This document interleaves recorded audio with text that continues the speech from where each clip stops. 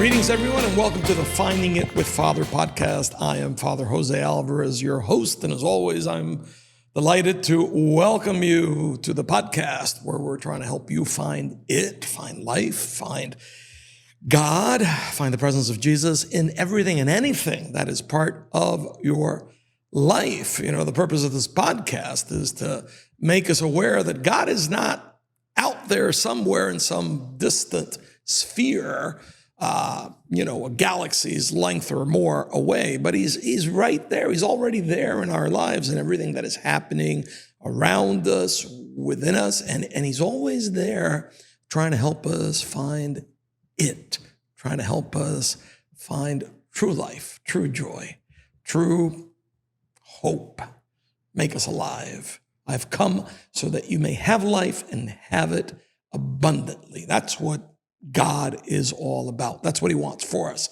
So, we welcome those who are listening to us, watching us for the first time. We ask you to hit the subscribe button so that you can be alerted when our episodes are released. Hit the like button, that helps. And again, share these episodes with others. Remember, it's one of the things we were taught in kindergarten. Share. Learn to share. Important in life. So share this with people here and whether it's the parish or the local community or people across the country. We're being watched, listened to here, there, and pretty much everywhere. This is all growing, and we're delighted about that. We want to help people as much as possible. And, we're getting, I think I mentioned that to you last week, we're getting some very, very nice feedback from many of our listeners. And I have to tell you, one of the things that I've found most gratifying, I've had about 3 or 4 people say this to me already. They've said to me, Father, really like the podcast. And what I really like about it, Father, is that it's real. It's relatable. And wow, that's the whole point of it, right? Because that's who God is, and that's what God does. God is relatable, so much more relatable than we realize. God wants to relate to us. He's willing to do that at every turn, at every moment of our lives, and he wants to show us how to be relatable with him, how to make that so easy for us. And when we start finding creative ways of relating to God, guess what's going to happen? It's going to make us relate more easily and readily to other people in our lives and to just a lot of different circumstances in our lives. So we're very blessed. We're very blessed, and we're very glad to hear that. Some of you seem to think this of what we're trying to do. And of course, we're doing all of this with the help of our sponsors. We're so grateful to our sponsors. Every week, we seem to pick up new sponsors. We've got 3 new ones this week. And again, their funding of this podcast is really helping, fund our reserves here at Epiphany so that we can continue to make the renovations, bring on the new creations, build up, the life here in our school, our parish, and the outreach of our parish. This podcast is part of the outreach of our parish because it's not just intended for the Epiphany community. It has that goal, but its outreach is meant to be far broader. Whoever can benefit from this. And, this is happening, the having a TV studio that we want to keep enhancing, right? The resources that are needed in terms of equipment, technology, et cetera, that we want to keep building up so that we can make our operation more sophisticated, far more reaching than it is. This amongst 1,000 other things. We've got plans to keep doing some great stuff for us here in the parish and so many others that could benefit from it. So we thank our sponsors. You can be a supporting sponsor, and we have those basic sponsorship packages. If you're a supporting sponsor, you'll be credited at the end. Your name will appear immediately at the end of each episode. And if you want to be a presenting sponsor, which would fall under the elite category, we have those elite packages. We would give you a credit. Your name would appear at the very beginning, right? And at the very end of our end credits, at the beginning of each episode and at the very end, the tail end of our end credits. And the sponsorship packages are right there in front of you, the basic packages anyway. All you have to do is contact Denise Roca, who will be more than glad to help you. She's a great professional and just a great human being. And if you want to inquire about the elite packages, she'll tell you all about them. So we encourage many of you to consider sponsoring us. And I have to tell you that our sponsors are not just coming from the Epiphany community, but we've also begun to procure some sponsorship from people outside of our community. That's terrific. So thanks again. And let's get to the topic at hand for this episode. I told you last time that today what we're going to do is we're going to try to find it with Archbishop Wenski, the Archbishop of Miami, and his motorcycle. And I want to focus on that motorcycle because, this is one of the trademarks of Archbishop Wenski. This is one of the more colorful things that he's known for. I think it's one of the healthiest things that he does. He's got a big job. Listen, it's a very demanding job. And this is some of the stuff that he does to help him find life, to help him recharge. Archbishop Wenski has been the Archbishop of Miami since 2010. That's 14 years now.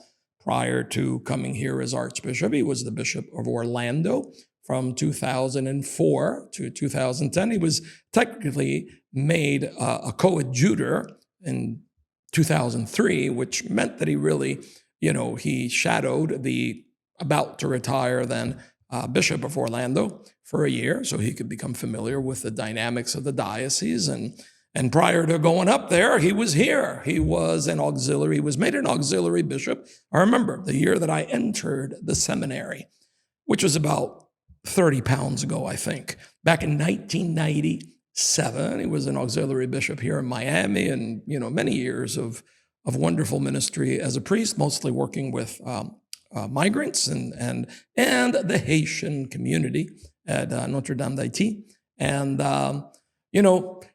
there's a lot of work behind this man, a lot of work, but also a lot of miles on his bike. So we want to see how it is that he finds life on that bike. So without further ado, let's ride now with Archbishop Wenski.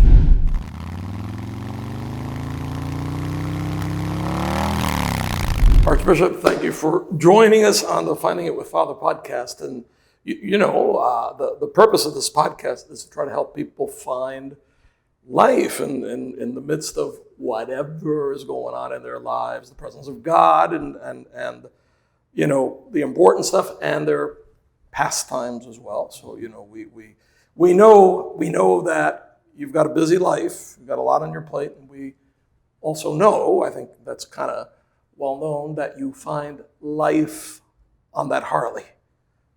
So we want to hear a little bit about that. And when did you start doing that? Well, I started taking riding lessons shortly after my 50th birthday. So, I tell people I had to wait until my mother died before I got a license to ride a motorcycle. So, but I did that, and I have a friend that used to have a bike here in Miami, and he lived up in Orlando. But you were in Orlando then? No, I was here in Miami. Okay. But he was up in Orlando, so when his bike was available, so I would go and borrow it, and he gave me an extra key, and I used to practice on that bike. It was a Honda Shadow, and eventually he sold it to me, and I had that bike for a couple of years. And then when I was in Orlando, I took the Honda Shadow into the Harley Davidson place to trade it in. I thought I was going to get a different bike, but I came out with a Street Glide, which is a very nice bike. Did you always, was this something you always wanted to do growing up or later in life? Well, I remember one time when I was a kid, I was walking down the street in my neighborhood, and there was a motorcycle up for sale, and I mentioned it to my parents, and they kind of discouraged me at that time. But in the 80s, when I saw an ad in one of these magazines about a free lesson for pilots, and so I called up the place, and it was at Opelika Airport, so I took a free flight, and I signed up for lessons, flying lessons. Flying lessons. And, in the air, not in the air. Expressway. So I learned how to fly a Cessna 152, That's something I've never used. 172, and wow. I'll get you ready to do, Bishop. And in the 80s, I used to sometimes use that as a way to combine business and pleasure, because I would rent the airplane out of North Perry or Opelika and fly to Immokalee, and the Haitians in Immokalee would pick me up for Mass, and they'd take me to church, and I'd celebrate Mass, and after Mass, somebody would drive me back to the airport, and I would then fly to Belle Glade or to West Palm Beach for another Haitian Mass. I don't know I don't know that a lot of people know that you flew a plane or fly a plane. But But your mother never saw you on the bike. No, but she saw me in the plane. She saw you on the plane. Yeah, I gave my niece a free flight lesson for Christmas, and so I went there one day. And you are aware that you're likely to see your mother again in eternity. Oh, I hope I get up there and see her there. But I have a feeling you will, and you'll see Jesus face to face. I'm not so worried about that, but I might be worried about seeing your mom and what she might say to you. Well, I hope she's next to Jesus. And when you these days when you ride your bike, like where do you have a favorite place or a favorite route, or well, how often do you do this? Yeah, I'd like to get out at least once a month, because schedules are being what they are, and again with traffic in Miami, it's not really a good idea to ride during the week.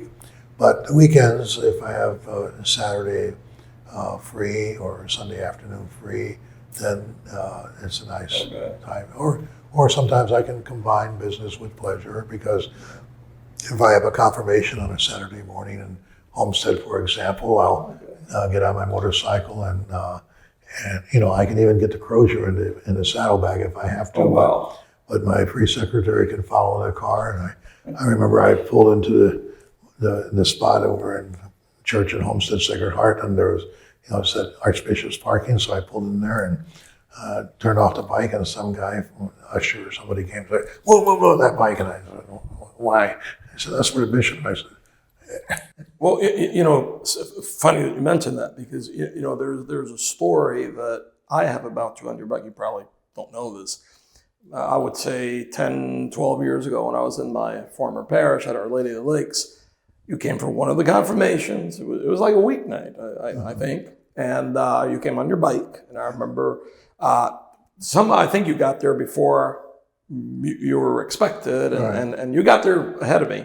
And somebody told me, hey, the Archbishop's here already and whatnot. So I start walking over to the sacristy. And I don't remember if the guy was an usher or he was just a parishioner, but this guy he came up to me. He was very, he's sort of agitated. He said, Father, I need to bring something to your attention. I said, well, what's the deal? And he said, look, there's this homeless guy that's walked in. People are well dressed. And he's like, I went up to him. I asked him, can I help you? And he said to me, oh, I'm here for the confirmation. And so I didn't know what to do. But I kept my eyes on him. And then he walked right into the sacristy. And should I call the cops? And I said to the guy, I said, no. I said, leave the homeless guy alone. I think we're going to need him. Hopefully I cleaned up after I got it. No, you did. You did the thing. But then when I told him that it was you, you know, he said, oh, do I need to go in there and apologize? And I said, no, just leave him alone. I said, Yeah. But do you have that? Don't press his luck, you know. Well, geez, we you know, couldn't do it without you that night. But you get that often? You get people approaching you thinking? No, actually, you know, I'm very surprised. I can pull up to the Harley-Davidson dealership, and I have a jacket on, and I have my sunglasses still on, and a helmet, gloves. And before I even put my foot on the ground, people would say, "Hey, Archbishop, how you doing?" I'm saying, I said, people know already. I said, "How do they recognize me?" You know, which goes to show you can't, I can't. You can't camouflage. I can't sit in my. Yeah, they're not. Well, at least they're not mistaking you for anywhere else for that matter. They don't think you're part of Hell's Angels or anything like that. But you do ride with a bunch of guys. Yeah, there's a great group of guys called Knights on Bikes. Right. And these are Knights of Columbus people that also have motorcycles. Right. And so it's, yeah, and they're a great bunch of guys, and I've ridden with them several places. We did a vocation run from Miami to Orlando to the state convention of Knights of Columbus and back. I did that a couple times, maybe. And you do that annual event, the Archbishop motorcycle ride, which is the last Sunday in January. We have the annual Archbishop's motorcycle ride. We start with Mass at Our Lady of Guadalupe, 8:30 in the morning, and Mass is over by 9:30. And I tell the people, 9:45 we'll have kickstands up and we're out of here because we have to get out of the parking lot for the next Mass. But I think last year we had almost 400 motorcycles. wow. And this year we're planning it again. And hopefully it'll continue to grow. And the purpose of the ride is to help St. Luke's, correct? Yeah, St. Luke's, which is an addiction recovery center located right next to St. Mary's Cathedral, a ministry of Catholic Charities. And it's a great ministry. And I've had people, at these masses come up to me. Some of them have been riders that say that they're graduates at St. Luke's, and others that, are parishioners that say that they or their child went to St. Luke's, and they're very grateful for the treatment that they got there. And now, what does the bike do for you? Well, why is it important? Well, it's again, I think everybody has to have some type of a pastime, and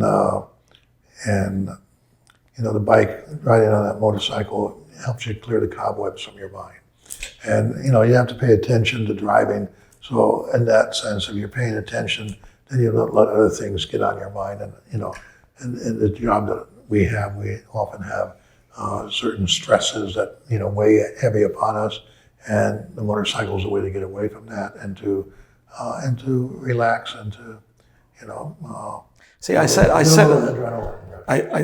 the last podcast when I announced that we would be talking to you about this, you may see it as such, you may not, but my sense is I think it's an important part of your spiritual life. Well, you do a lot of thinking and reflection on a motorcycle, and so it's I've pieced out homilies as I'm driving along Highway 60 or out on US 27.